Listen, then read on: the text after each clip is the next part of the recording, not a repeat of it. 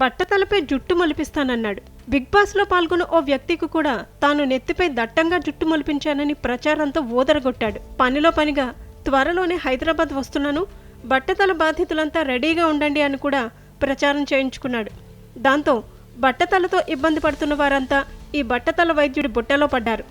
గంటల తరబడి క్యూలో నిలబడి మరీ గుండు కొట్టించుకొని మందు రాయించుకొని వెళ్లారు. ఆ తర్వాత లబోదిబోమంటూ ఆసుపత్రులకు పరుగెత్తారు.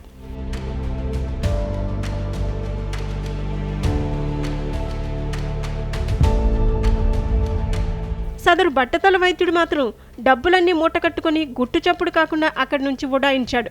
ఈ ఘటన హైదరాబాద్ పాత బస్తీలో సంచలనంగా మారింది.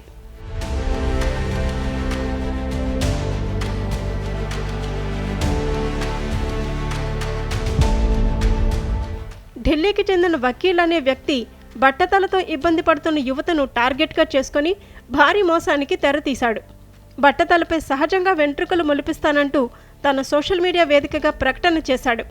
సెలబ్రిటీలకు సైతం గుండు కొట్టి జుట్టు మొలిపించానని చెప్పాడు.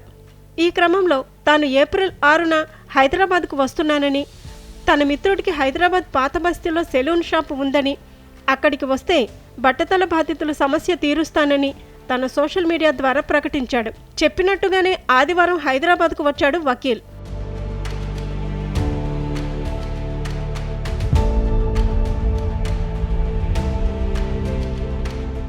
బట్టతలపై జుట్టు మొలుస్తుందని ఆశతో వందల మంది వకీల్ చెప్పిన సెలూన్ షాప్ ముందు క్యూ కట్టారు. తలకు 100 రూపాయలు చొప్పున వసూలు చేసి గుండు కొట్టి ఏదో లిక్విడ్ తలకు రాసి పంపించాడు వకీల్. అంతేకాదు, తలపై రాసిన లిక్విడ్ ఆరిపోకుండా చూసుకోవాలని, తలను ఎప్పటికప్పుడు తడుపుతూ ఉండాలని సూచించాడు. తలకు ఒక బట్ట కట్టుకొని ఆరిపోకుండా నీళ్లు చల్లుతూ ఉండమని చెప్పాడు.